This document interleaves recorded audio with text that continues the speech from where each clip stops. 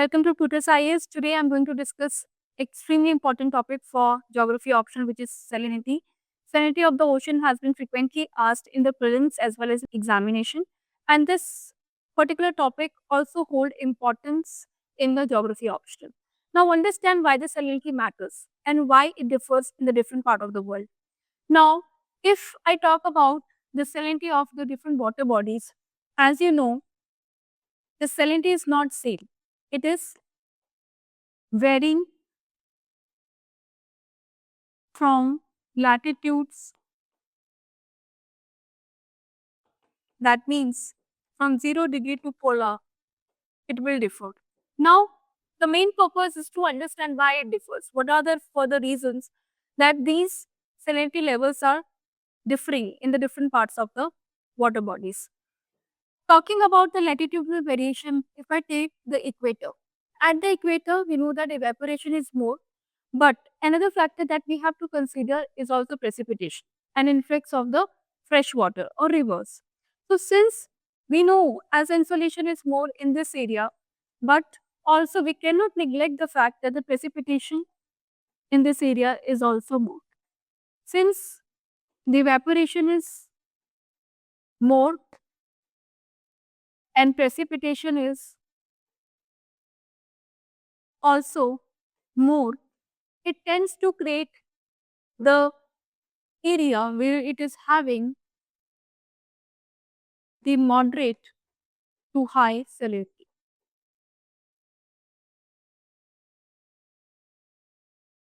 But if I talk about the tropical regions, that is 10 degree, and subtropical region, they are having more salinity as compared to equator. Reason? Because here the precipitation is going to be less. As you know that all the deserts are present in the subtropical regions, whether the Atacama Desert or the Sahara Desert, Thar Desert, all of them are present in the subtropical regions. Now, since they are present in the subtropical regions, why?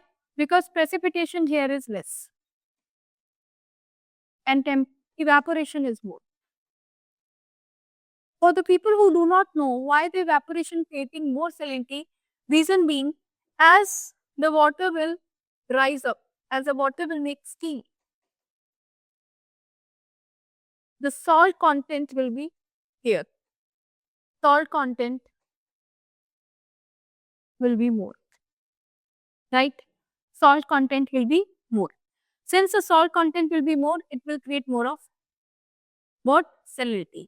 So, equator will experience more salinity as compared to the tropical and subtropical regions. Now, moving further, if I am moving to the mid latitudes, now this region is experiencing less salinity. Reason?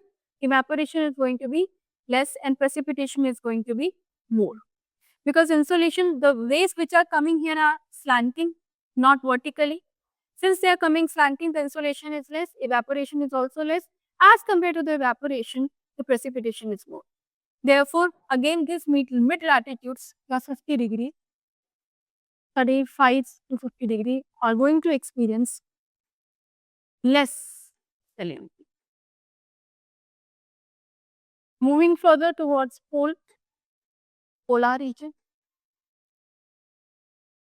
Now here, many factors are involved. One is the melting of the ice. Since the ice is a form of a fresh water and whenever it melts, it further decreases the salinity of the area. So here, the salinity will further decrease. Second, evaporation is also extremely low. Since evaporation is extremely low, salinity is also less. And further, the salinity is going to get decreased because of the melting of ice water. So these are the reasons why the ice is getting melted here and polar regions are experiencing less of salinity. So revising again from 0 degree to 90 degree, what is the pattern? At equator, we are having less salinity, influx of the fresh water, precipitation is high, tropical, subtropicals are having the highest salinity as compared to the equator. For the going to the mid latitudes, the salinity is going to be less, and for the polar will have extremely low salinity. Now, another thing that we have to talk about is the salinity have huge impact on the density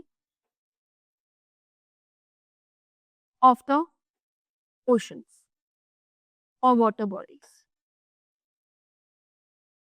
For example, if I talk about the density of the warm water.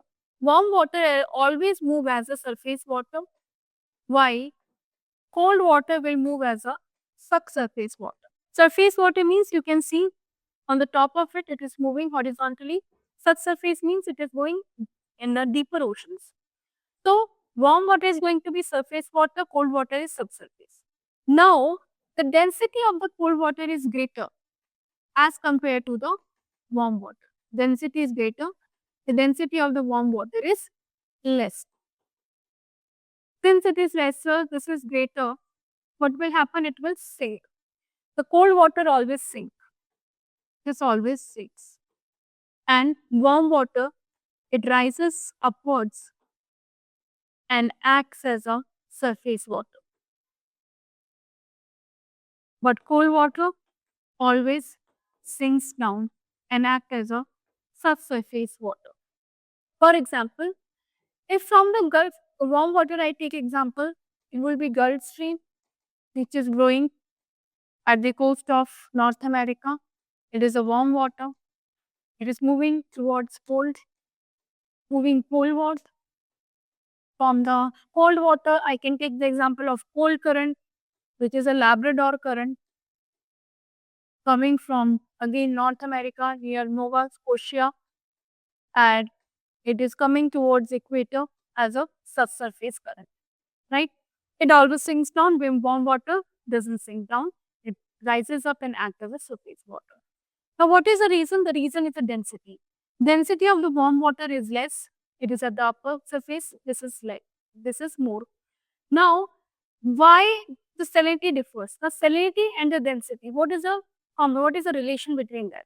Overall, combining two factors, temperature and salinity, the density of the warm water tends to be lesser. Combining the two factors, it will sink down. Always remember when the temperature is very less. And in the climatology also we have seen कभी भी कोई भी अगर आपका air mass will get heated up, it always tends to rise, right? And cooler air mass always tends to descend. Same application here. The cold water will sink down, the warm water will rise up, right? Obviously, the cold water salinity is comparatively in the polar region is less as compared to the warm water, but overall the density of the cold water is going to be more. I hope you have understood very small yet extremely important for the prelims and the mains concept. I'll meet you in the next video with more important topics. Thank you so much.